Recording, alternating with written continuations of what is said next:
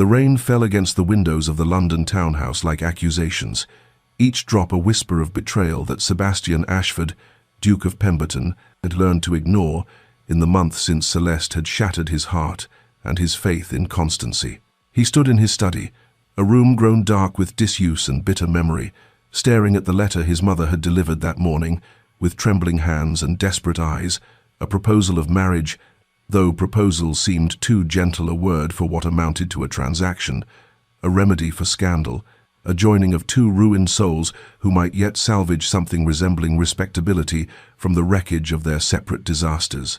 Lady Eleanor Hartwell. The name tasted of ash in his mouth, for she was sister to Lord Edmund Hartwell, the very man who had stood as witness when Celeste had chosen another, who had smiled with barely concealed satisfaction as Sebastian's world had crumbled in a ballroom filled with pitying stares and gleeful whispers. His mother spoke of duty, of lineage, of the necessity of an heir, her words tumbling over one another in her anxiety to convince him. But Sebastian heard only the hollow echo of his own emptiness, the vast and terrible silence that had filled the spaces where love had once resided, foolish and bright and utterly destroyed. "She is ruined," his mother had said, as though this were recommendation rather than warning. "Her reputation quite beyond repair, and your father believes the alliance would settle certain difficulties between our families." Difficulties. What careful language the nobility employed to describe hatred, to dress enmity in silk and call it reconciliation.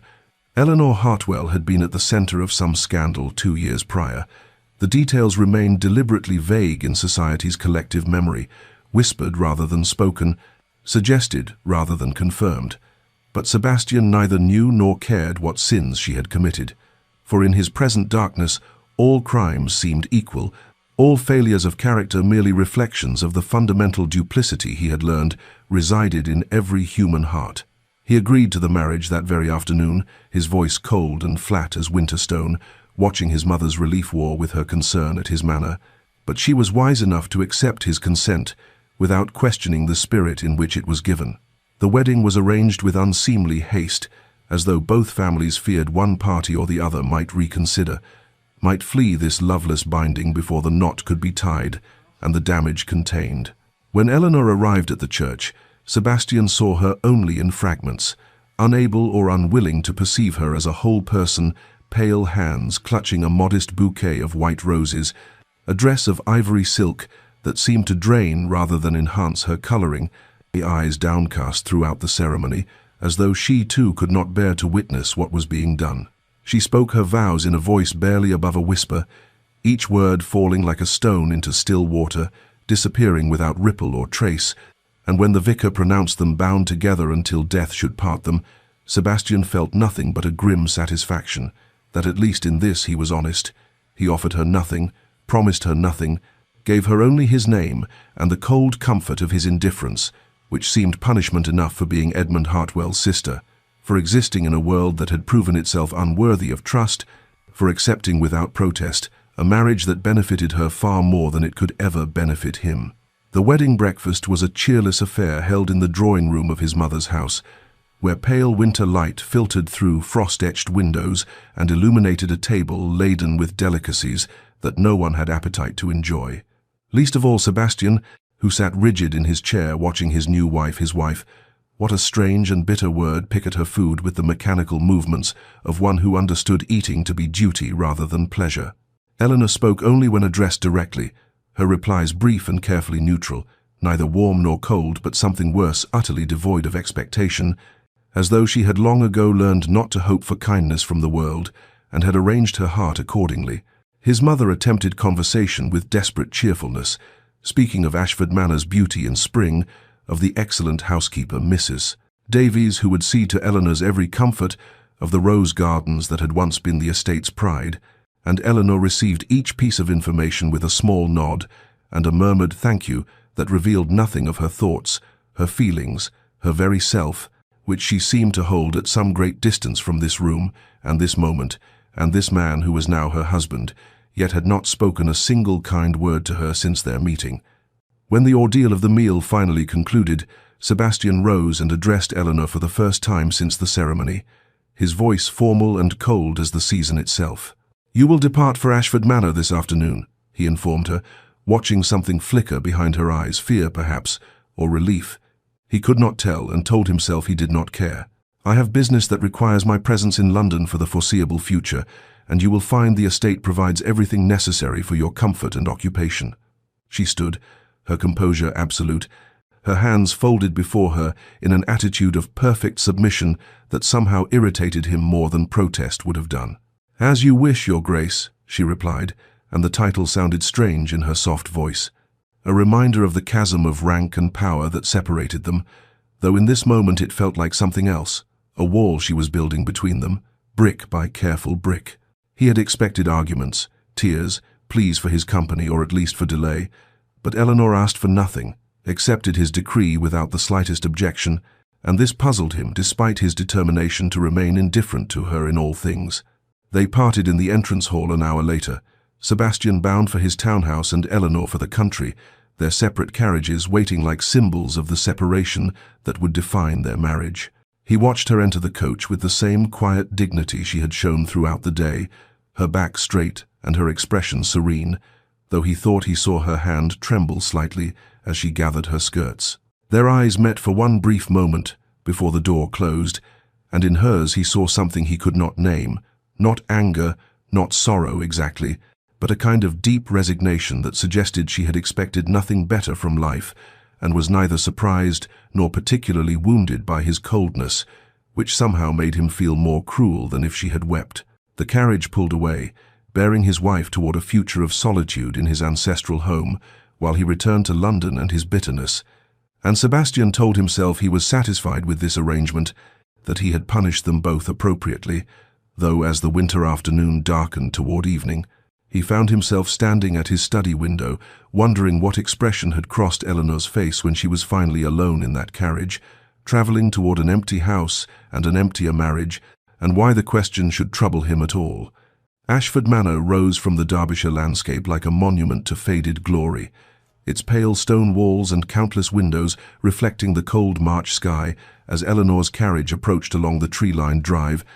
and she felt the weight of the place settle upon her shoulders even before she stepped from the coach into the biting wind that swept across the neglected grounds. This would be her home now, her prison or her sanctuary, depending upon how one chose to view a marriage without love or hope, and she had already determined to view it as the latter, for she had learned long ago that survival required accepting what could not be changed and finding small mercies where larger ones were denied. Mrs. Davies, the housekeeper, greeted her with barely concealed curiosity and something that might have been pity, showing her through rooms that seemed designed to dwarf and diminish human warmth, each chamber vast and elegantly appointed, yet somehow lifeless, as though the house itself had forgotten the sound of laughter and genuine affection, which perhaps it had, for Sebastian clearly visited rarely, and his parents were long deceased, leaving only servants to maintain a shell of former grandeur. Eleanor settled into her duties with quiet determination,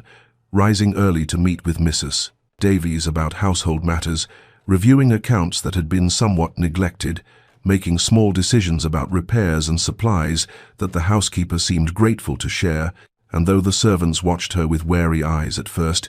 she treated them with unfailing courtesy and kindness, remembering names, asking after sick relatives, thanking them for their service, small gestures that cost her nothing but seemed to mean everything to people accustomed to being invisible to their betters. Sebastian arrived on the fourth day, his presence announced by the sound of hooves on gravel and the sudden tension that rippled through the household staff, and Eleanor received him in the drawing-room, with her hands folded and her expression carefully neutral, prepared for coldness and finding it in abundance, in his clipped greeting, and the way his eyes seemed to look through her rather than at her, as though she were merely another piece of furniture to be noted and dismissed. He stayed 3 days, spending most of his time in the study with estate ledgers and correspondence, taking his meals alone despite Eleanor's quiet suggestion that they might dine together, and on the second afternoon she saw him from her window standing at the edge of the gardens that sprawled behind the house, once magnificent, but now overgrown and wild, his hands clasped behind his back, and his shoulders rigid with some emotion. She could not name anger, perhaps, or grief, or simply the bitter satisfaction of a man who had successfully exiled everything that might touch his heart. On the third day, Eleanor ventured into those same gardens with pruning shears borrowed from the groundskeeper, drawn by some instinct toward growing things and the honest labor of cultivation, and she was kneeling among the tangled roses, her hands already scratched and dirty, when she felt rather than saw Sebastian watching from the terrace above, his gaze heavy with what she thought might be disdain, though she could not be certain and told herself it did not matter, that she tended these gardens for herself and not for his approval, though some small traitorous part of her heart wished he might see in this gesture something other than manipulation or performance. He departed the next morning without farewell, his carriage disappearing down the drive as dawn broke pale and cold over the Derbyshire hills, and Eleanor stood at her bedroom window watching him go, wondering if weeks or months might pass before she saw her husband again, and finding herself almost relieved by his absence, even as some deeper part of her mourned the loneliness of this vast house and this hollow marriage, this punishment they both endured for crimes neither had fully committed, though the world had judged them guilty all the same. London in spring should have brought renewal, but Sebastian found only the stale rhythms of club life and empty social gatherings, his days bleeding into one another with tedious sameness as he avoided his townhouse study, where letters from Ashford Manor accumulated on his desk, unopened and reproachful in their very existence,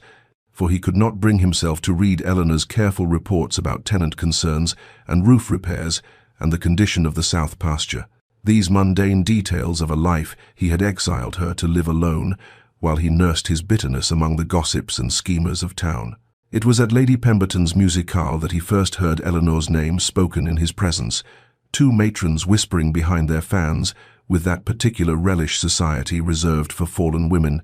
and though he told himself he did not care what was said about his wife, he found himself listening with unwanted attention as they recounted the scandal of 3 years past, how Eleanor Hartwell had deliberately seduced Lord Rothmore away from his intended bride, carrying on a shameless affair that destroyed poor Miss Catherine Winter's engagement and drove the young woman to retire to the country in humiliation, how Eleanor had shown no remorse even when confronted, and how only her brother's influence had prevented complete social annihilation, though her reputation never recovered, and no decent man would have her until the Duke of Ashford, recently jilted himself, agreed to the match out of spite or madness or both. Sebastian's hands clenched around his wineglass as he absorbed these details, his hatred for Eleanor crystallizing into something harder and colder than before, for if the whispers were true, and why should they not be, spoken so confidently by women who had witnessed the events themselves, then she was exactly as duplicitous and heartless as her brother, a creature who destroyed others' happiness without conscience, and he felt vindicated in his cruelty toward her,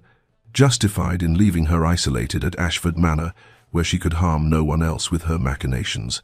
The weeks passed slowly, spring surrendering to summer's heat, and then to autumn's melancholy, and still the letters came from Derbyshire, with their neat handwriting and careful accounting of estate business.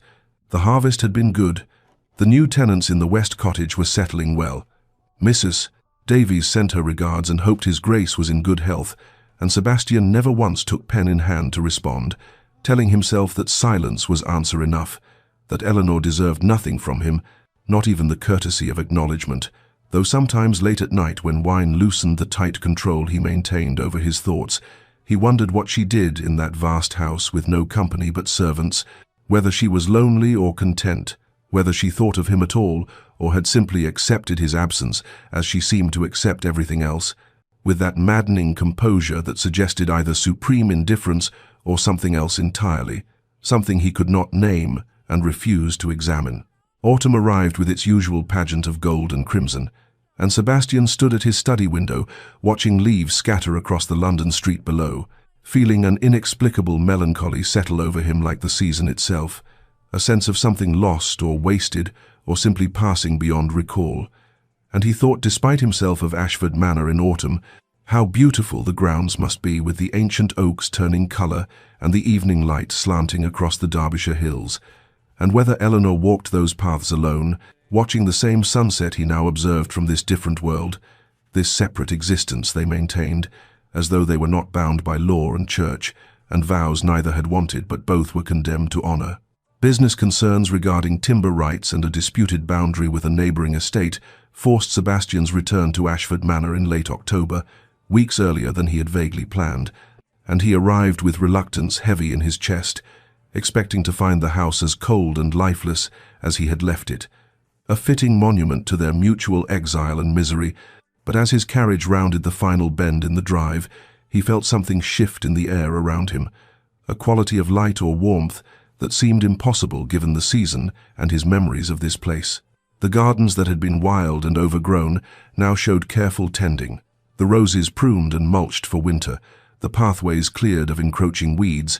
the fountain in the center courtyard flowing again after years of neglect, its gentle splash audible even from the drive, and as he stepped from the carriage, he noticed smoke rising from not just the main chimneys, but from the servants' quarters as well, suggesting a household fully inhabited rather than merely maintained, and despite himself he felt a flicker of something that might have been curiosity or confusion, or perhaps the first tremor of an emotion he was not yet prepared to name. Eleanor appeared in the doorway as he approached, her figure framed by the warm light spilling from the entrance hall, and she descended the steps with that same quiet grace he remembered from their wedding day, her dress simple but elegant, her hair arranged with care, her hands folded before her in a posture that suggested welcome without presumption, and when she curtsied and greeted him with, "Your Grace, we are honored by your presence." Her voice carried no reproach for his months of absence, no bitterness for his silence, only a gentle courtesy that somehow made him feel more ashamed than any accusation could have done. He responded with stiff formality, inquiring about the estate matters that had brought him here, and she answered with precise knowledge of boundaries and contracts and timber values, clearly having educated herself thoroughly in his absence. And as they walked together toward the study, he became aware of changes everywhere, fresh flowers in the hallway despite the season, paintings cleaned and rehung, windows that sparkled with recent washing, the scent of beeswax and lavender rather than dust and abandonment. And through an open doorway he glimpsed servants setting the dining table with care, their movements efficient but unhurried, their faces showing none of the dour resignation he remembered from his last visit. Mrs. Davies appeared to report that his chambers were prepared,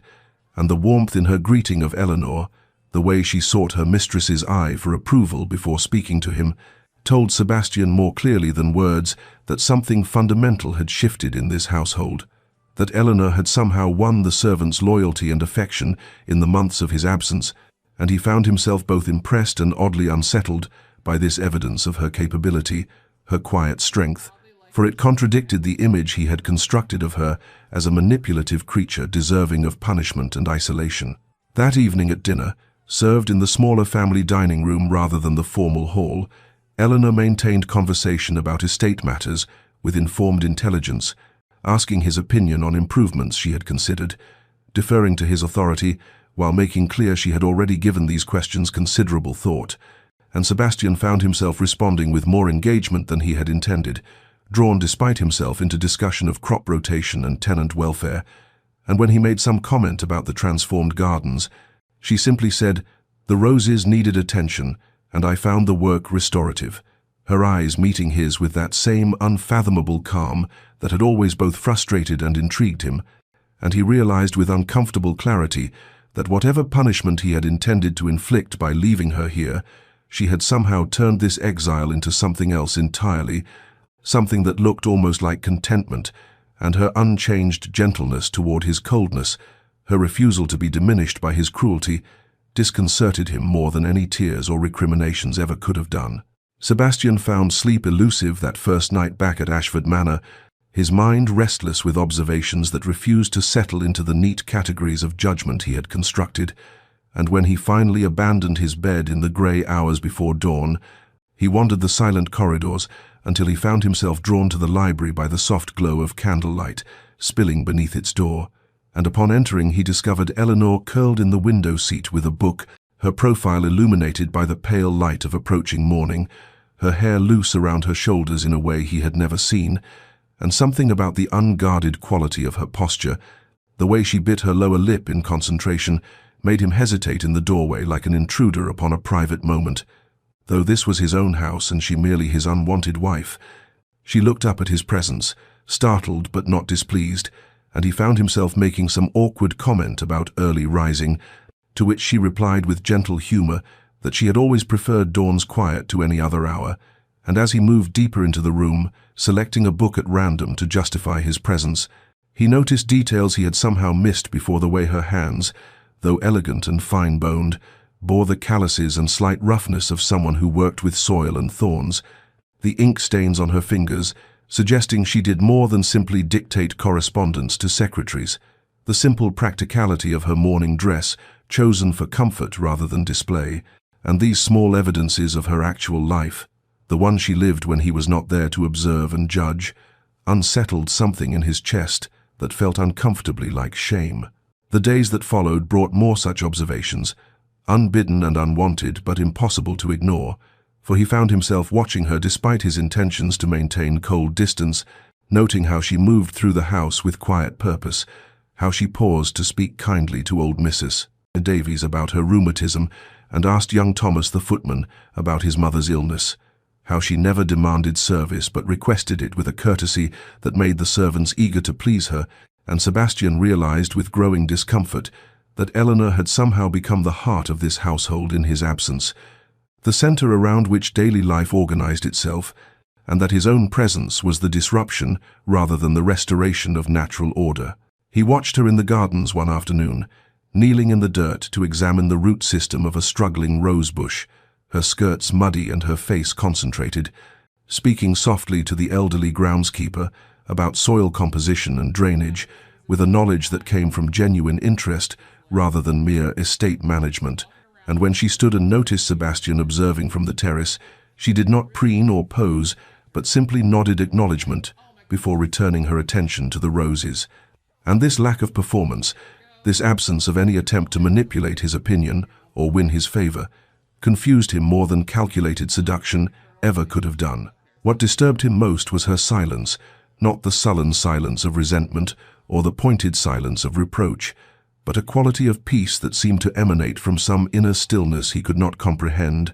for she never complained about her isolation, never demanded his attention or company, never even asked why he had abandoned her here for months without a word, and her contentment in his absence, her apparent lack of need for him or anyone else, struck him as either supreme indifference or something far more mysterious, a self-sufficiency that suggested depths he had never imagined, and he found himself wanting to crack that composure, to provoke some reaction that would confirm his right to hate her,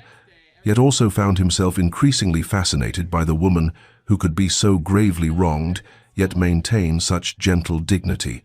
And these contradictory impulses warred within him as he watched her read in the library at dawn, attend her gardens in the afternoon, and sit quietly at dinner, speaking only when spoken to, her very peacefulness becoming a kind of reproach to his own turbulent bitterness,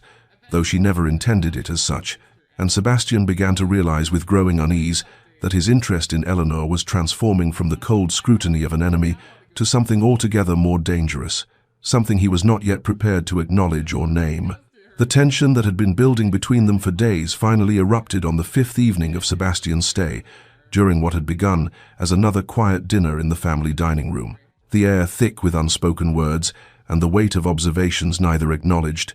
and Sebastian, disturbed by his own growing fascination with Eleanor and seeking perhaps to restore the comfortable certainty of his hatred, found himself remarking with calculated cruelty that it must be pleasant for her to play mistress of such a grand estate, given that her scandal had surely destroyed any hope she might have harbored of finding a respectable situation, and the words hung in the air between them, like poison, his voice carrying that particular edge of contempt he had perfected in London drawing rooms, designed to wound and diminish, and for the first time since their wedding day, Eleanor's careful composure fractured visibly before him. He saw it happen in increments that felt both instantaneous and achingly slow, the way her hand trembled slightly as she set down her wineglass, the sudden rigidity in her spine and the color draining from her already pale face. But most devastating was what he glimpsed in her eyes in that unguarded moment, a flash of such raw pain that it struck him like a physical blow, not the pain of pride wounded or vanity offended, but something far deeper and more terrible, The pain of someone who had endured this particular cruelty so many times that each new instance reopened old wounds rather than creating fresh ones. And in her eyes he saw not anger or indignation, but a kind of weary recognition, as if she had known all along that his tentative softening toward her would eventually give way to this, the inevitable reassertion of his judgment and contempt. She rose from her chair with a grace that seemed to cost her considerable effort, her movements careful and contained, as though she feared falling apart if she relaxed her rigid control even slightly, and when she spoke her voice was barely above a whisper, carrying none of its usual gentle warmth, but rather a hollow quality that suggested something vital had been extinguished within her. "Forgive me, Your Grace, I find I am unwell this evening," she managed, the formal address a retreat into the safety of protocol, and she curtsied with mechanical precision before turning toward the door, and Sebastian sat frozen in his chair, watching her straight back and measured steps, and felt something twist painfully in his chest, a sensation entirely unfamiliar and deeply unwelcome, something that might have been guilt or regret or the first stirring of genuine remorse, though he fought against naming it even as it spread through him like ice water in his veins. He remained at the table long after she had gone, the food growing cold before him, the candles burning lower, wrestling with emotions he could not fully comprehend, telling himself that she deserved his contempt, that her scandal justified any cruelty he might inflict, yet finding these familiar arguments suddenly hollow and unconvincing in the face of what he had seen in her eyes, and when he finally rose and walked through the darkened house, he found himself drawn to the windows overlooking the garden, and there in the moonlight he saw her, a solitary figure among the roses she had so carefully tended, her shoulders shaking with sobs she had clearly held back during their dinner, her hands covering her face in a gesture of such complete devastation that something fundamental shifted within him, some wall he had built around his heart, developing its first hairline crack, and though he did not yet understand why her tears should affect him so profoundly when he had intended to make her suffer, he could not deny the truth of what he felt, watching her weep alone in the garden, that in wounding her, he had somehow wounded himself as well, and that the satisfaction he had expected to feel at breaking her composure had transformed into something that tasted remarkably like shame. The storm arrived 3 days after the incident in the garden, sweeping across the countryside with the fury of early autumn tempests, bringing sheets of rain that lashed against the windows and wind that howled through the eaves like something wild and desperate, seeking shelter, and Sebastian found himself trapped indoors with Eleanor in a way that felt both accidental and somehow inevitable, as though fate had conspired to force upon them a proximity neither had sought yet both perhaps needed, and when dinner ended in the usual uncomfortable silence, he retreated to the library, as had become his habit, surprised to find Eleanor already there, curled in her customary window seat with a book, the firelight casting shadows across her face that made her seem both younger and infinitely older than her years. She looked up at his entrance with an expression of wary resignation, as though bracing herself for another cutting remark, and something about that guarded look, the way she had learned to anticipate cruelty from him, made Sebastian feel a fresh wave of that unfamiliar shame, and instead of retreating or attacking, he found himself moving to the sideboard where brandy waited, pouring 2 glasses with hands that trembled slightly, and crossing to offer her one in what felt like a tentative gesture towards something he could not yet name, perhaps truce, or perhaps merely acknowledgement of the strange tension that had been building between them, like the atmospheric pressure before the storm. Eleanor accepted the glass with visible surprise, her fingers careful not to touch his as she took it,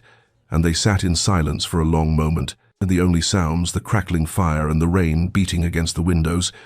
until Sebastian, emboldened by the brandy warming his throat and the strange intimacy created by the storm's isolation, found himself asking the question that had haunted him since witnessing her tears in the garden: why had she accepted this marriage, this punishment disguised as duty, when surely she could have refused, fled to distant relations, found some other path than this living imprisonment with a man who despised her? Eleanor was quiet so long he thought she might not answer, her eyes fixed on the amber liquid in her glass, as though it might contain some script for this unexpected conversation, and when she finally spoke her voice was low and careful, each word chosen with the precision of someone navigating treacherous ground, and she said that duty was perhaps a simpler answer than the truth, and that family sometimes demanded sacrifices that made little sense to those outside the situation, that she had learned long ago that her own desires mattered less than the greater good, whatever that might mean. And there was something in the way she spoke, a hidden depth beneath the surface politeness that suggested layers of meaning Sebastian could not quite grasp. Secrets embedded in her careful phrasing like messages written in invisible ink. He pressed her gently, made reckless by wine and the strange confessional atmosphere the storm had created, asking what she could possibly owe her family that would justify this exile and this marriage to a man who had made no secret of his contempt. And Eleanor's composure wavered again as it had at dinner days before, but this time instead of fleeing she met his eyes directly, and he saw in them such complicated emotion, pain and defiance, and something that might have been a terrible tenderness that his breath caught in his throat. And she said simply that sometimes protecting those we care about requires sacrifices others cannot understand, that reputation was a small price to pay for preventing greater harm. And though her words were still guarded, still careful, Sebastian heard in them the suggestion of some larger truth, some mystery that connected her scandal and her willing acceptance of this marriage in ways he had never considered, and the thought that there might be more to her story than the simple narrative of disgrace and punishment unsettled everything he thought he knew. The conversation ended abruptly when thunder crashed so close it shook the windows, making Eleanor startle, and Sebastian found himself moving toward her instinctively, some protective impulse overriding his habitual coldness, but she recovered quickly, setting down her glass and murmuring something about retiring, and as she moved past him toward the door, he caught the scent of lavender and rain and felt the brush of her sleeve against his arm, and these small physical details struck him with unexpected force, reminding him that she was not merely a symbol of his enemy or a repository for his bitterness, but a woman, flesh and blood and breath, real and present, and somehow unknowable, despite their forced proximity. And as the door closed behind her, Sebastian stood alone in the firelight, understanding that something had shifted between them this night. Some barrier had thinned, if not broken, and that he could no longer maintain the comfortable certainty of his hatred when questions had begun multiplying in the spaces where his judgments used to be. Lord Hartwell arrived without warning on a grey afternoon, when mist clung to the grounds like secrets refusing to dissipate, his carriage thundering up the drive with an urgency that sent servants scattering and brought Sebastian from his study with a scowl already darkening his features, for of all the people who might appear at Ashford Manor, Eleanor's brother was perhaps the least welcome, the man whose machinations Sebastian blamed for much of his current misery, whose very name carried the bitter taste of betrayal and ruined trust. And as Sebastian watched the footman help Hartwell from the carriage, he braced himself for confrontation, for demands or accusations, or whatever game the man had come to play. But what he did not expect was his own reaction when Eleanor appeared in the entrance hall, summoned by the commotion, and he saw her face drain of color at the sight of her brother, saw something that looked remarkably like fear flash across her features before she composed herself with visible effort. Hartwell embraced her with a familiarity that made Sebastian's jaw tighten, speaking of family duty and concern for her welfare in tones that rang false to Sebastian's ears, and throughout the strained greetings and the awkward procession to the drawing room, Sebastian found himself watching Eleanor with new attention, noting how she held herself rigid in her brother's presence, how she positioned herself subtly closer to Sebastian than to Hartwell, how her responses to her brother's questions were even more guarded than her usual careful speech, as though she were navigating particularly dangerous waters and feared saying anything that might capsize the fragile boat of civility. The visit stretched through tea and into early evening, Hartwell making conversation that seemed designed to remind Sebastian of old grievances, mentioning mutual acquaintances from London, touching lightly on the scandal that had ruined Eleanor's reputation with a casualness that made her flinch. And through it all, Sebastian felt a growing wrongness about the entire situation, a sense that something fundamental did not align with his assumptions about Eleanor's relationship with her family. And when Hartwell suggested speaking privately with his sister, Eleanor's hand trembled so violently that tea sloshed over the rim of her cup, and without thinking, Sebastian found himself saying coldly that anything Lord Hartwell wished to discuss with the Duchess could be said in her husband's presence, surprising himself with the protectiveness in his own voice, the way he claimed Eleanor as his in that moment, not as property, but as someone under his guardianship, someone he would shield from whatever threat Hartwell might represent. The tension in the room became almost unbearable, Hartwell's eyes narrowing as he studied Sebastian with what might have been calculation or concern, and Eleanor sat frozen between them, her face pale as parchment, her breathing shallow, and Sebastian realized with a jolt that she was not seeking her brother's protection or comfort, but rather seemed to be protecting Sebastian from him, positioning her slight form as though to intercept whatever blow might fall, and this realization struck him with the force of revelation, upending yet another assumption about the woman he had married, suggesting depths and complications to her story that he had never imagined in all his bitter certainty about her guilt and unworthiness. When Hartwell finally departed as darkness fell, making vague promises to call again soon that sounded more like threats than courtesies, Eleanor remained standing in the entrance hall long after the carriage disappeared down the drive, her arms wrapped around herself as though she were cold, despite the warmth of the fires burning throughout the house, and when Sebastian approached her carefully, uncertain what to say or do, she turned to him with eyes that held such relief and gratitude that it took his breath away, and she whispered simply, "Thank you for not leaving me alone with him." And in those words, Sebastian heard confirmation of something he had begun to suspect, that Eleanor's relationship with her brother was not one of affection and alliance, but something far more complex and troubling, and that perhaps the enemy he had believed her to be in league with was actually someone from whom she herself needed protection, and this possibility, barely formed and still frightening in its implications, lodged in his mind like a seed that would inevitably grow into questions he could no longer avoid asking, doubts about everything he thought he knew, not just about Eleanor, but about the entire web of betrayal and scandal that had brought them to this strange marriage, and this punishment that was beginning to feel less like justice and more like mystery. The days following Hartwell's departure passed in uneasy quiet, Sebastian finding himself unable to shake the strange protectiveness he had felt toward Eleanor or the questions her fear of her own brother had raised, and seeking distraction from these uncomfortable thoughts, he retreated to his study, where estate business waited, sorting through correspondence and accounts that had accumulated during his absence from London. But it was while searching for a particular contract in the lower desk drawer that his hand brushed against a bundle of letters he had forgotten, correspondence from years past that he had shoved away after his broken engagement, too painful to destroy yet too bitter to reread. And now something compelled him to pull them out, to unfold pages yellowed slightly with time, and as he began reading through the letters exchanged between himself and his former fiancée, between various society acquaintances, discussing the scandal that had destroyed his planned marriage, Eleanor's name leaped from the pages with a frequency that made his pulse quicken. References to Lady Eleanor Hartwell's involvement in exposing the affair, mentions of her presence at crucial moments, suggestions that she had deliberately sabotaged his happiness out of some alliance with her brother, and Sebastian felt his old hatred reigniting like embers stirred to flame, the anger he had been questioning suddenly given fresh fuel by these written proofs of her guilt, except that as he read more carefully, forcing himself to note dates and sequences rather than simply absorbing accusations, inconsistencies began emerging like cracks in a smooth surface.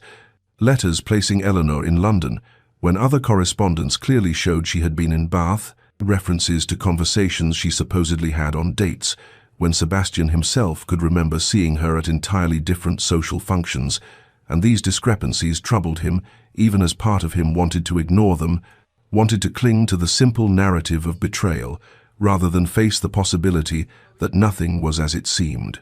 He confronted Eleanor that evening after dinner, the letters clutched in his hand like weapons, or perhaps evidence in some trial whose verdict he could not predict, finding her in the music room, where she sometimes played quiet melodies on the pianoforte when she thought no one would hear,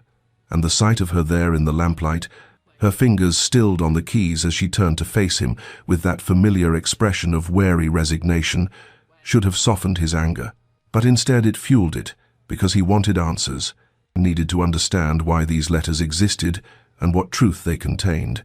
and he demanded she explain her role in his broken engagement, spreading the correspondence before her like accusations made manifest, watching her face as she read through them with fingers that trembled slightly. And when she finally looked up at him, her eyes held such complicated sorrow that it struck him like a physical blow, But she offered no defense, no explanation, no plea for understanding, simply said in a voice barely above a whisper, "Believe what you will, Your Grace. I have learned that the truth rarely matters when minds are already decided," and her resignation in that moment, her refusal to fight for her own innocence or to rail against his accusations, haunted Sebastian in ways her tears or anger never could have done, because there was something in her acceptance of his hatred that spoke of a weariness so deep it seemed to have settled into her very bones. And as she rose from the pianoforte and left the room with the dignity of someone walking to an execution already survived countless times before, Sebastian stood among the scattered letters, feeling not triumphant in his righteous anger, but hollow and uncertain, the inconsistencies he had noticed earlier seeming to grow larger in his mind, and he found himself wondering for the first time whether the woman he had married as punishment might actually be the victim of some larger injustice. He had been too blinded by his own pain to recognize, and this possibility, barely formed, yet impossible now to dismiss, lodged in his consciousness like a splinter, working its way deeper, painful and insistent, and demanding attention he could no longer refuse to give. The fever came upon Eleanor in the night like a thief stealing her strength, and when the housekeeper found her the next morning unable to rise from her bed, her skin burning with heat that seemed to radiate from some inner furnace, Sebastian was summoned from his study, where he had spent a sleepless night wrestling with the doubts Eleanor's resignation had planted in his mind, and the sight of her lying so still and pale against the pillows, her usual quiet composure replaced by the helpless vulnerability of illness, struck him with unexpected force, sending him immediately for the physician, despite the early hour and the distance the doctor would need to travel from the village. And in the hours while they waited, Sebastian found himself unable to leave Eleanor's side, sitting in the chair beside her bed with a vigilance that surprised the servants who brought cool water and fresh linens, watching as she drifted in and out of consciousness, sometimes peaceful and sometimes restless, her fever climbing as the day wore on, until she began to murmur words that made no sense, fragments of sentences that seemed pulled from dreams or memories, and it was these delirious utterances that began to chip away at the foundation of Sebastian's certainty about her guilt. For in her fever, she spoke of protecting someone, whispered apologies that seemed directed at him, though she did not say his name, murmured something about terrible choices and sacrifices that had to be made, and once, clearly enough that it made Sebastian lean closer to catch every word, she whispered, "I could not let them destroy him, even if he would hate me forever for what I had to do." And these words, spoken without guile or calculation by a woman too ill to dissemble, lodged in Sebastian's heart like arrows finding their mark. And when the physician finally arrived in late afternoon, examining Eleanor with practiced efficiency, before declaring that she had overtaxed her constitution and that her system had never fully recovered from some previous strain, mentioning almost casually that ladies of delicate health often suffered lingering effects from periods of extreme stress, Sebastian found himself asking what stress the doctor meant, and the elderly physician, who had known Eleanor's family for years, spoke matter-of-factly about that terrible year when she had been caught up in some London scandal, how the shame and isolation had nearly broken her health entirely, how she had spent months confined to her rooms, and Sebastian listened with growing horror as the physician described symptoms that spoke not of a manipulative schemer celebrating her successful destruction of another's happiness, but of a woman suffering under some unbearable burden. And as the doctor mixed medicines and gave instructions for Eleanor's care, Sebastian sat frozen by the bedside, watching her restless sleep, listening to her fevered murmurs, and feeling the edifice of his hatred crumbling like a wall undermined by persistent water. And when the physician departed with promises to return the next day, Sebastian remained where he was, unable to leave despite the lateness of the hour, and through the long night he kept vigil beside his wife, bathing her forehead with cool cloths when the fever spiked, holding her hand when nightmares made her cry out, and listening to every word she spoke in her delirium, each fragment adding to the picture forming in his mind of a woman who had suffered greatly for reasons he did not yet understand,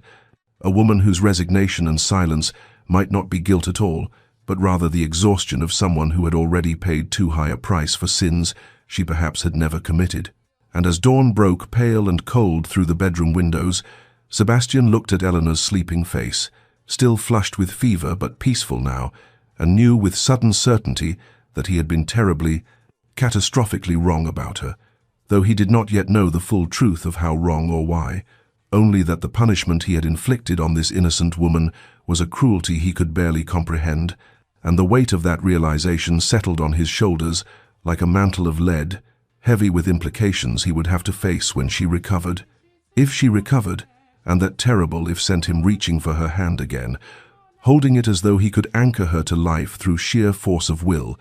this woman he had married to punish, but who seemed instead to have been punished enough for both of them. Eleanor's recovery came slowly, like spring reluctant to displace winter, the fever breaking on the third day but leaving her weak and pale, confined to her bed for nearly a week while her strength gradually returned, and through all of it, Sebastian remained closer than propriety or their history would have suggested, finding excuses to check on her recovery, bringing books from the library he thought might interest her, sitting in the chair by her window while she rested. And this unexpected attentiveness confused Eleanor almost as much as it confused Sebastian himself, for neither could quite name what had shifted between them during those fever-dark days, only that some barrier had crumbled, leaving them tentative and uncertain in unfamiliar territory, and their conversations, which had always been either coldly formal or weighted with unspoken tensions, began to flow more naturally, less guarded, as though Eleanor's illness had given them permission to speak as two people rather than as punishment giver and punished. On the afternoon, Eleanor was finally strong enough to sit in the small parlor adjoining her bedroom. Sebastian brought tea himself, rather than summoning a servant, and they sat together in the pale sunlight streaming through lace curtains, the silence between them no longer hostile but almost companionable, and Eleanor, perhaps emboldened by weakness, or perhaps simply tired of the careful distance they had maintained, began speaking of her love for Ashford Manor,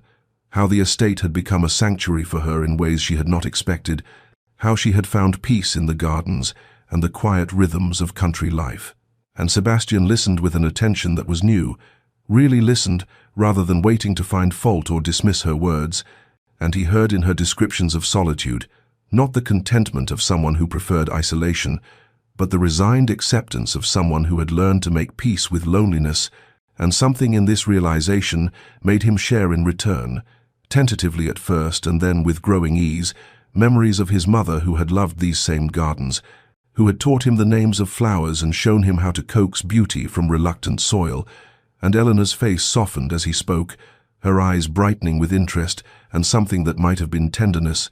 and she asked gentle questions that drew out more memories, and Sebastian found himself speaking of things he had not voiced in years, the grief of losing his mother young, the pressure of becoming duke before he felt ready, the loneliness of carrying a title that set him apart, even from those who claimed friendship, and in sharing these pieces of himself, he felt something loosening in his chest, some tightness he had carried so long he had forgotten it was there. The days that followed settled into a new pattern, Sebastian finding reasons to remain at the manor rather than returning to London, joining Eleanor for meals that stretched longer as their conversations deepened, walking with her through the recovering gardens where autumn was painting the leaves in shades of amber and gold, and in these walks their proximity increased incrementally, their shoulders nearly touching as they examined a late-blooming rose, hands brushing accidentally when both reached to open a gate, lingering glances caught and held for moments that stretched like honey in sunlight, and neither acknowledged these small intimacies directly, but both felt them, the air between them charged with possibilities neither quite dared to name. And Sebastian noticed things he had been too angry to see before, the grace in Eleanor's movements, despite her lingering weakness, the intelligence in her observations about the estate and the world beyond it, the kindness that seemed as natural to her as breathing, and he found himself watching her when she was absorbed in reading or tending to correspondence, studying the curve of her cheek in lamplight, the way her fingers moved across pages, the small smile that sometimes touched her lips when she thought herself unobserved. And these observations stirred something in him that felt dangerously close to admiration, perhaps even the first fragile shoots of something deeper, though he could not yet bring himself to examine that possibility too closely, still weighted by the guilt of how he had treated her and the growing suspicion that everything he had believed about her was built on foundations of sand and lies. Sebastian found Eleanor in the garden as twilight descended like a silk veil over Ashford Manor, the sky painted in shades of amber and rose that seemed to set the world ablaze with gentle fire, and she stood among the late-blooming roses she had coaxed back to life, her figure silhouetted against the dying light in a way that made his breath catch unexpectedly in his chest. And something in that golden hour, in the way the fading sun caught the copper threads in her dark hair and softened the lines of weariness that lingered from her illness, gave him a courage he had not possessed before, a sudden, desperate need to understand the woman he had married in anger and was only now beginning to truly see, and he approached quietly across the gravel path, his footsteps announcing his presence, and when she turned to face him, there was surprise in her eyes, but no fear, only a kind of patient, waiting as though she had known this moment would come eventually. And Sebastian stopped a few paces away, close enough to see the way the twilight reflected in her eyes, close enough to notice the slight trembling in her hands as she lowered the garden shears she had been holding. And for a long moment neither spoke, the air between them heavy with all the words they had not said, all the questions that had accumulated like snow on winter branches. And finally Sebastian broke the silence with a gentleness that felt foreign on his tongue, asking not accusingly but with genuine desire to understand why she had accepted this marriage, what had truly happened in that terrible year everyone whispered about, what burden she carried with such quiet resignation. And Eleanor's composure, which had remained intact through his coldness and his cruelty, through illness and isolation, wavered now in the face of his unexpected tenderness, her eyes filling with tears that caught the fading light like diamonds, and she turned slightly away as though to hide this vulnerability. Her voice, when she finally spoke barely above a whisper, as she confessed that she had been so very lonely, that the choices she had made were for reasons she could not fully explain, that sometimes protecting those we care for requires sacrifices that others can never understand or forgive, and there was such pain in her words, such depths of suffering carefully concealed beneath years of practiced composure, that Sebastian felt something crack open in his chest, and some barrier he had constructed around his heart to protect himself from further betrayal. And he took a step closer, drawn by an impulse he could not name, wanting desperately to ease the hurt he saw in her face, to understand the mystery of this woman who had transformed his cold estate into a home, who had endured his punishment with such grace, who spoke now of protecting people with a conviction that suggested she knew intimately the cost of such protection. And Eleanor continued speaking in fragments, her words tumbling out as though a dam had broken, speaking of choices made in darkness, of reputations sacrificed for purposes she could not reveal, of loving from a distance, someone who would never know or return that love. And though she did not say his name, Sebastian understood with sudden clarity that she spoke of him, that somehow in ways he did not yet comprehend, she had made her terrible choices to protect him, and this realization moved him so profoundly that he reached out without thinking, his hand extending toward hers, fingers almost touching before he caught himself and stopped, the gesture hanging incomplete in the air between them like a question waiting for an answer. And Eleanor looked at his outstretched hand and then at his face, seeing there something that made fresh tears spill down her cheeks, and the twilight deepened around them, wrapping them in purple shadows, while the last light died on the horizon. And in that suspended moment Sebastian understood that he stood at a threshold, that whatever he did next would determine the course of both their lives, and though he did not yet know the full truth of Eleanor's past, he knew with certainty that she deserved better than the punishment he had inflicted, deserved tenderness and understanding and perhaps even love, and the weight of his own cruelty pressed down on him like a physical force as he stood there in the gathering darkness, his hand still extended toward his wife, close enough to touch but not quite touching, while the garden held its breath around them and waited. The garden scene haunted Sebastian through the sleepless night that followed, Eleanor's words echoing in his mind with such persistence that by dawn he knew he could no longer continue in ignorance, could no longer accept the convenient narrative he had constructed to justify his cruelty. And so he departed for London that very morning with barely a word to Eleanor beyond a terse explanation of urgent business, though in truth the only urgency was the desperate need gnawing at his conscience, the growing certainty that he had built his hatred on foundations he had never properly examined. And the journey to London felt interminable, each mile weighted with impatience and a fear he could not quite name, the fear perhaps that investigating too deeply would confirm his worst assumptions about Eleanor, or worse still, reveal truths that would make his treatment of her utterly unforgivable, and upon reaching his townhouse he wasted no time on rest or refreshment, but immediately began the work of investigation, pulling out old correspondence and society columns from that terrible season, 3 years past, when his engagement had ended in such spectacular public humiliation, and as he read through the accounts with fresh eyes, no longer blinded by hurt pride and rage, inconsistencies began emerging like cracks in fine porcelain. Small at first, but growing more pronounced the deeper he looked, for the timeline that society had accepted so readily simply did not align with known facts. Eleanor's presence at certain events, documented in ways that contradicted the accusations against her, and Sebastian found himself making discreet inquiries among old acquaintances, framing his questions carefully to avoid arousing suspicion, speaking to men who had been present at the house party where the scandal had allegedly occurred, and their accounts varied in troubling ways, some insisting Eleanor had been the instigator, while others seemed uncertain, their memories curiously vague when pressed for specific details, and one elderly viscount who had been deep in his cups admitted he had heard the story second-hand, had not actually witnessed anything himself, but had repeated the gossip because everyone else was saying it, and this admission sent a chill through Sebastian's blood because it suggested how easily reputation could be destroyed by rumor, how readily society accepted scandal without demanding proof, and he pressed harder in his investigations, visiting the offices of solicitors who had handled various legal matters that season, examining records of financial transactions and property transfers,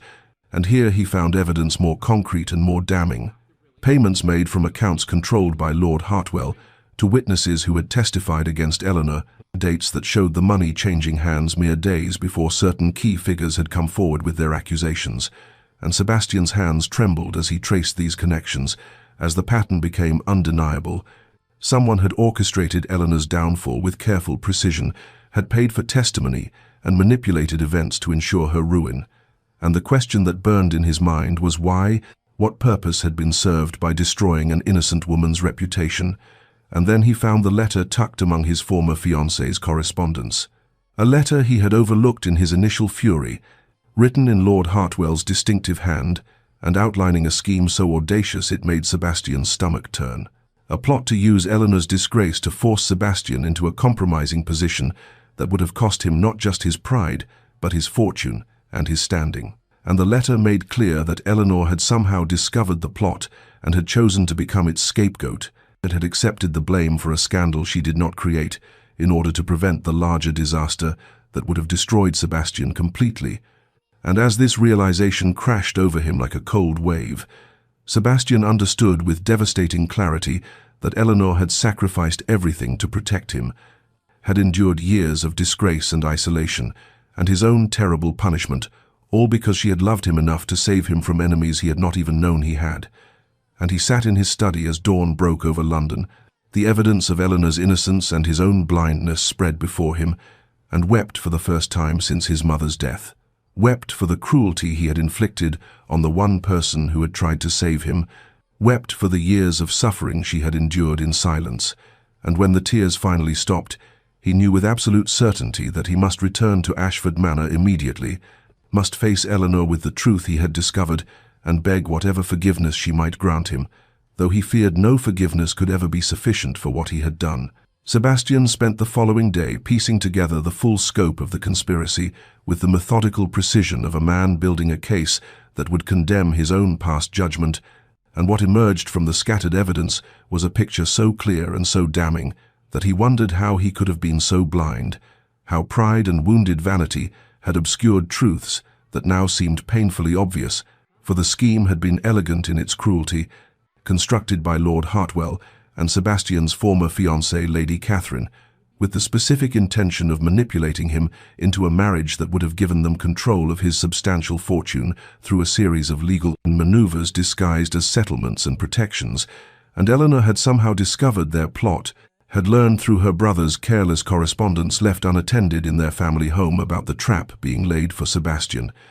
and she had made a choice that still staggered him in its selflessness, and had deliberately inserted herself into the scandal at the house party that was meant to compromise. Sebastian, had taken upon herself the blame for impropriety with Lord Weston,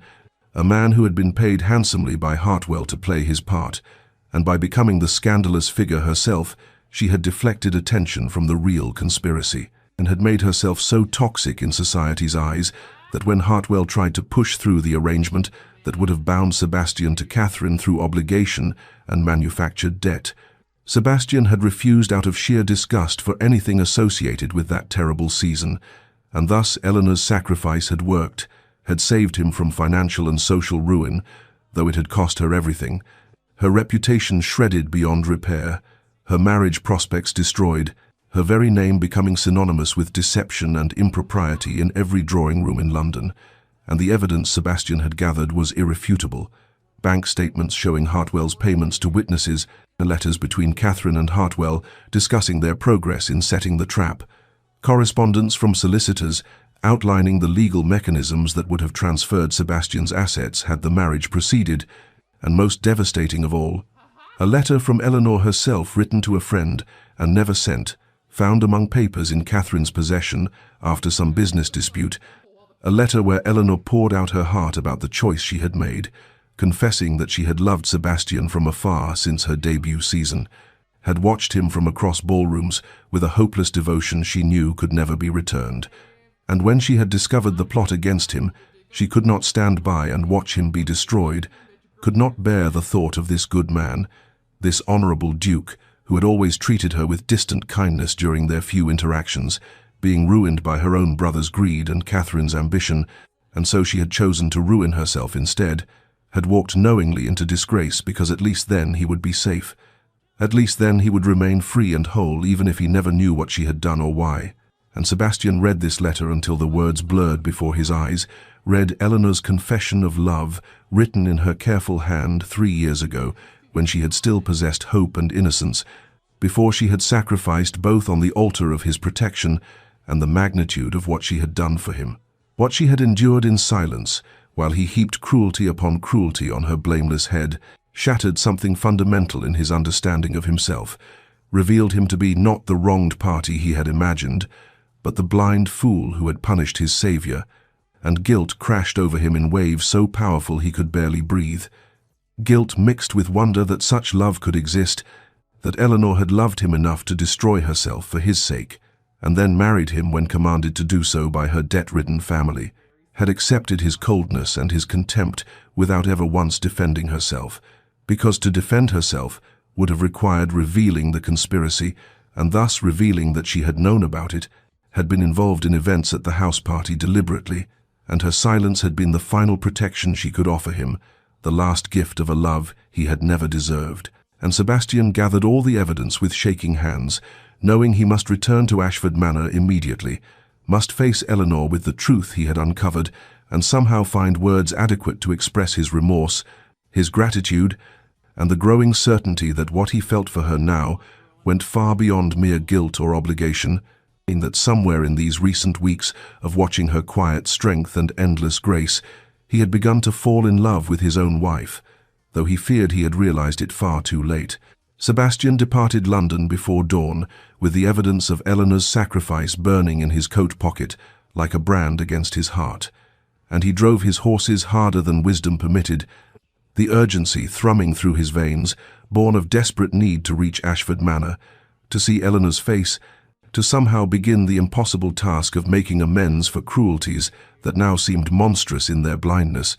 and the journey that had taken 2 days in comfort he completed in scarcely more than 1, through sheer force of will, changing horses at every posting inn and barely stopping for sustenance, his mind churning ceaselessly with what he would say to her, how he could possibly articulate the magnitude of his remorse or the wonder that filled him when he thought of what she had done, how she had loved him enough to destroy herself for his protection.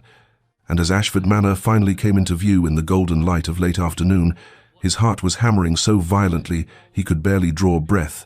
and he abandoned his carriage in the drive with barely a word to the startled footman, striding through the house with single-minded purpose, knowing somehow with certainty where he would find her. And indeed Eleanor was in the garden as she so often was these autumn days, kneeling among the chrysanthemums she had planted in late summer, her hands dark with soil and her face peaceful in concentration, utterly unaware of the storm that was about to break over both their lives, and Sebastian stopped at the garden gate, simply watching her for a moment. This woman he had treated with such contempt, this brave soul who had endured his coldness without ever revealing the truth that would have vindicated her, and something in his stillness must have alerted her, because she looked up suddenly, her eyes widening at the sight of him, and he saw confusion flicker across her features at his unexpected return, at whatever expression his face must be wearing, for he could feel emotion cracking through his usual composure, like ice breaking in spring thaw. And Eleanor rose slowly to her feet, brushing soil from her dress with hands that trembled slightly, perhaps sensing that something fundamental had shifted, that the man standing before her was not the cold husband who had left her days ago, but someone altered in essential ways. And Sebastian tried to speak, opened his mouth to form the words he had rehearsed during the frantic journey. But what emerged was only her name, Eleanor, spoken with such raw feeling that she took an involuntary step backward, her hand rising to her throat in a gesture of unconscious protection, and he moved forward then, closing the distance between them with steps that felt both too slow and too hurried, and he could see her searching his face, trying to understand what had changed, what had brought this intensity to his bearing, and he struggled to find words adequate to the moment, and to this woman, who stood before him with garden soil on her hands and questions in her eyes, this woman who had saved him and suffered for it, and never once asked for gratitude or acknowledgement, and what finally came from his lips was inadequate, trembling, but true. "I know," he said, his voice breaking on the simple words. "I know what you did. I know everything. Eleanor, I know the truth." And he watched her face transform, watched comprehension, dawn followed immediately by fear, by something that looked almost like grief, and her composure finally shattered completely as tears began sliding down her cheeks. And Sebastian felt his own eyes burning as he reached for her at last, his hands finding her shoulders,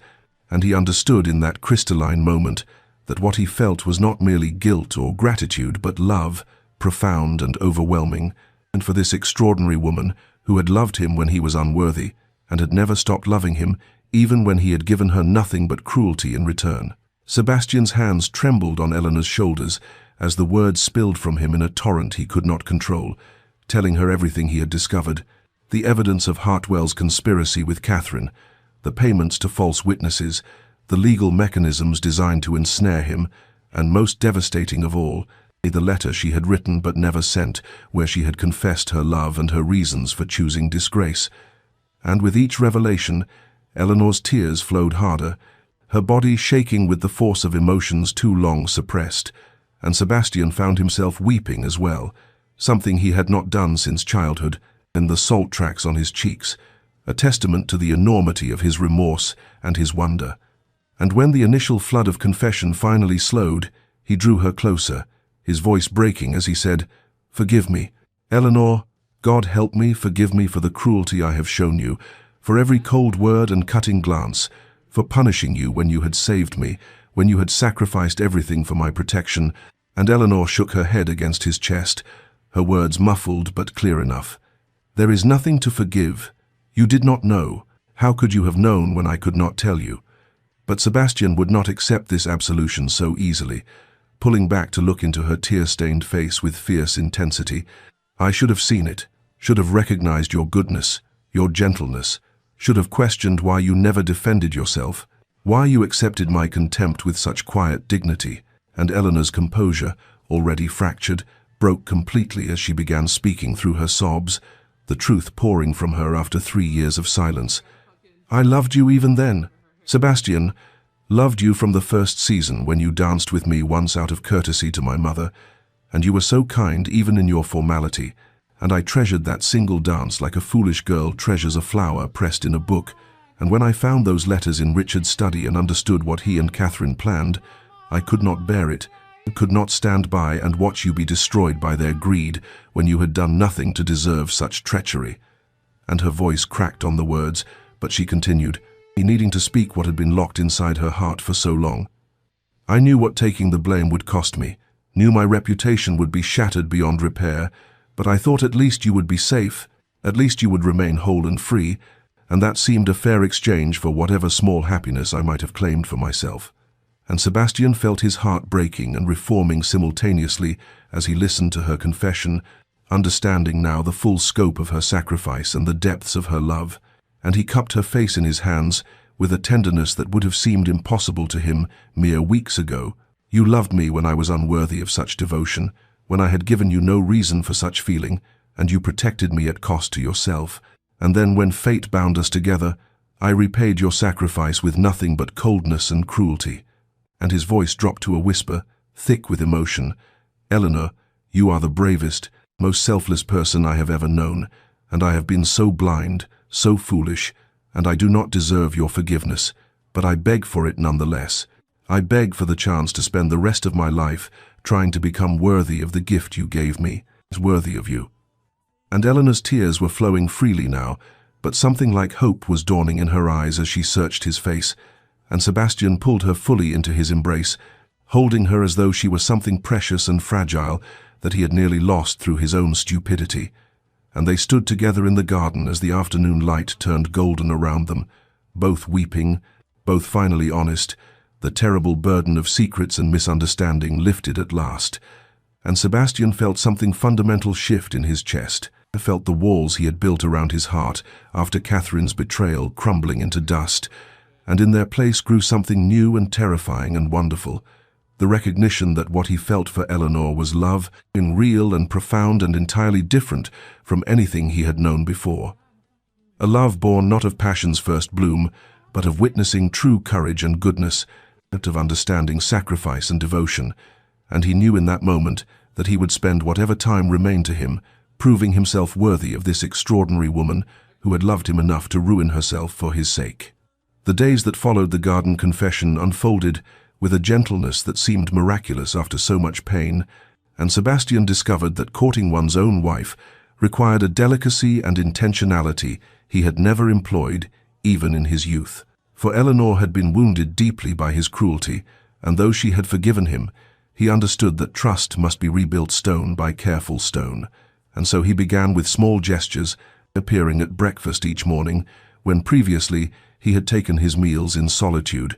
asking about her plans for the day with genuine interest rather than cold formality, and he noticed how surprise would flicker across her features each time, as though she could not quite believe this transformation was real and lasting.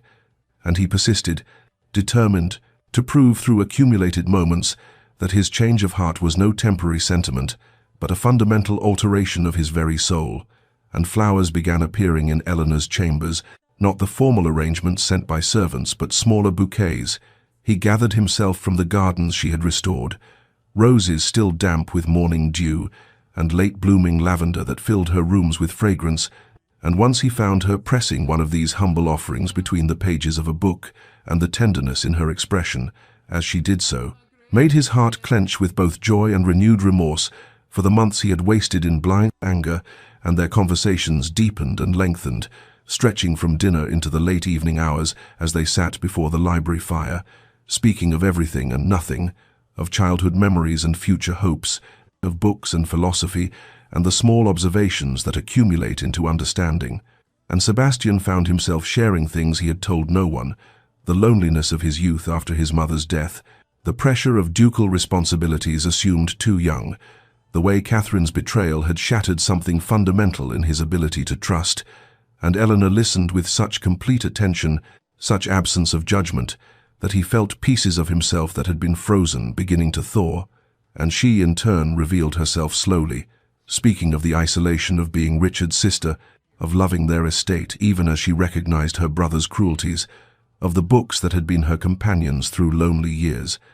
and of how she had learned to find peace in gardens and solitude when human connection seemed forever beyond her reach. And as autumn deepened into the first whispers of winter,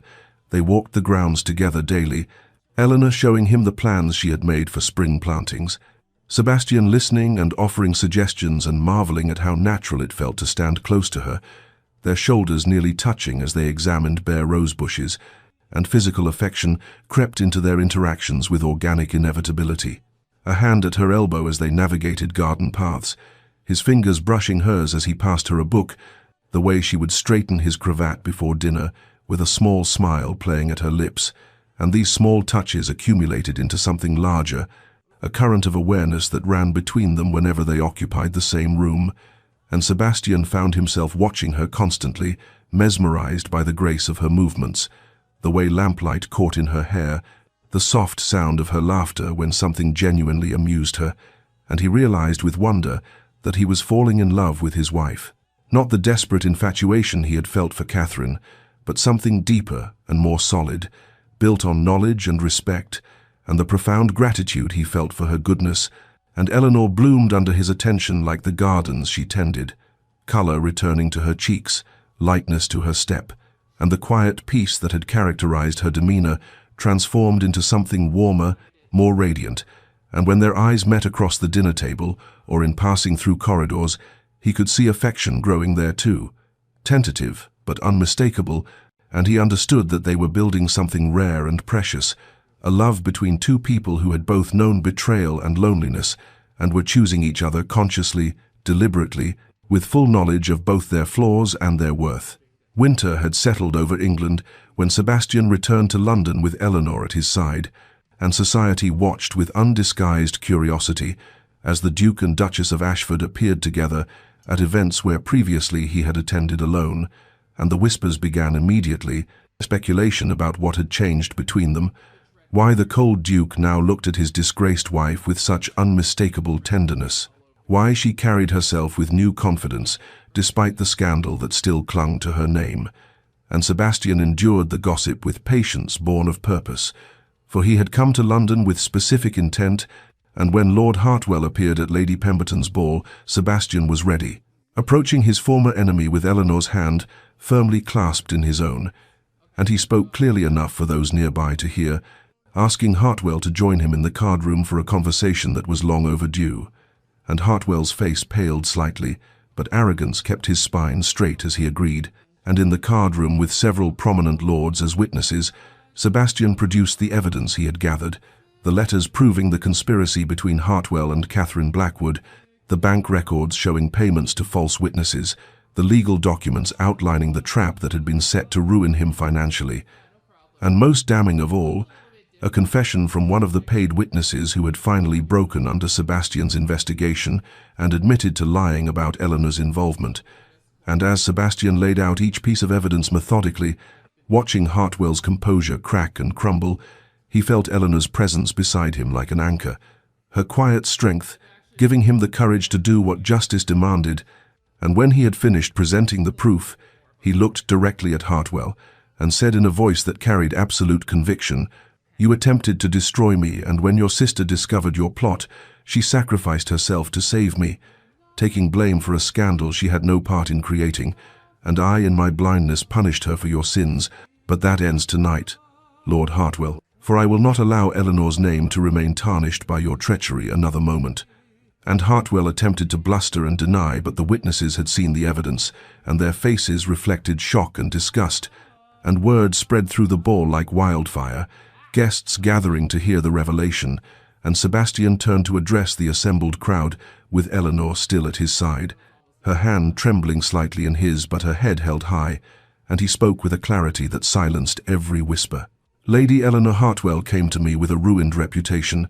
and I accepted our marriage believing it a punishment we both deserved, but I was wrong, catastrophically wrong, for she is the bravest and most selfless person I have ever known, and what I thought was punishment has become my greatest blessing, my most undeserved fortune." And he raised their joined hands so all could see, his voice roughening with emotion. "I love my wife, have come to love her through witnessing her extraordinary courage and goodness, and I stand before you tonight to declare that any who question her character or spread falsehoods about her past will answer to me personally."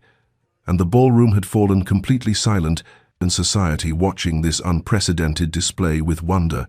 and Eleanor looked up at him, with tears glistening in her eyes, but also with something like joy, and in that moment, Sebastian did not care what society thought or whispered,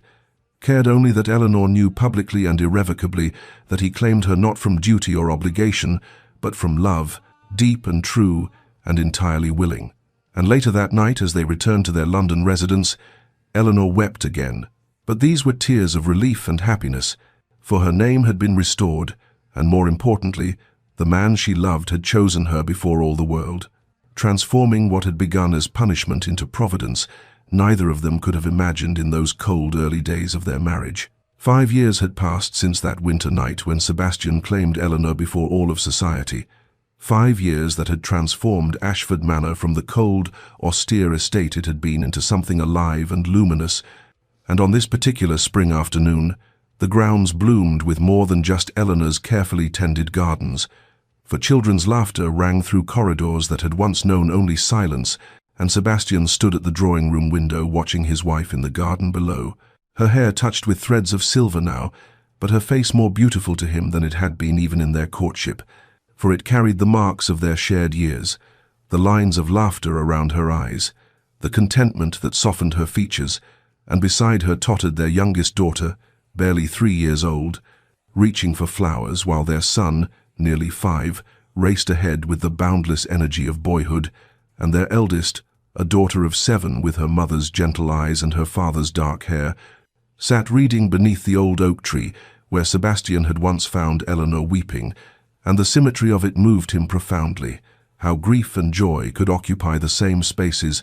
how what had begun in punishment and bitterness had been transformed through patience and grace into this abundance of life and love. And Eleanor looked up then as though sensing his gaze and smiled, that particular smile she reserved only for him,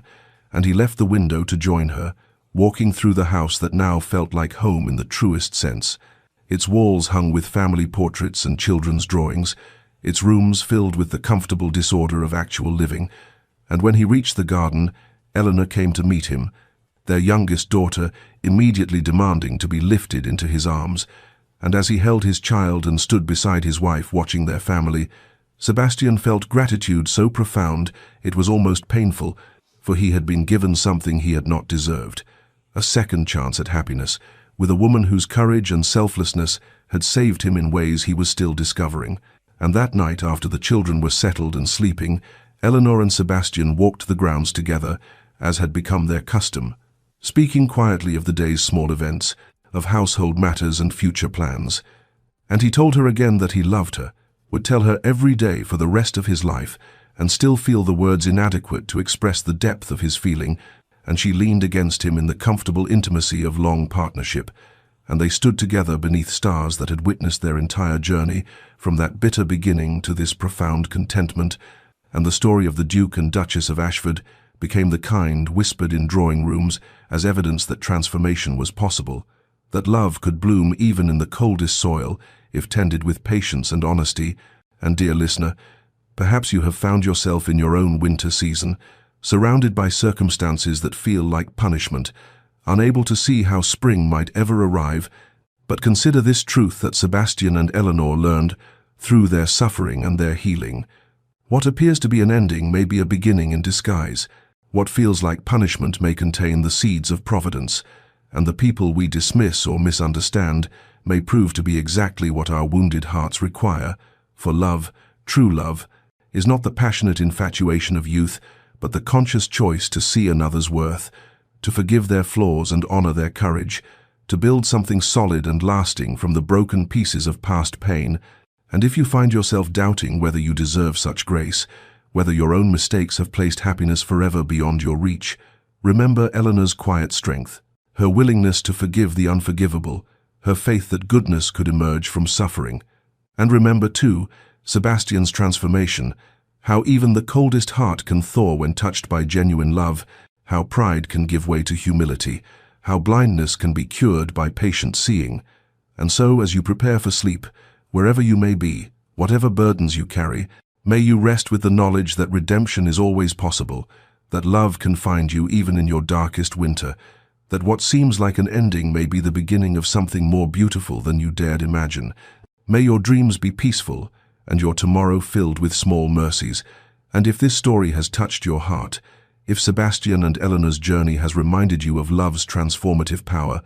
do subscribe to our channel and share this tale with others who might need reminding that spring always follows winter, that punishment can become providence, and that the greatest love stories are often born from the ashes of our deepest pain.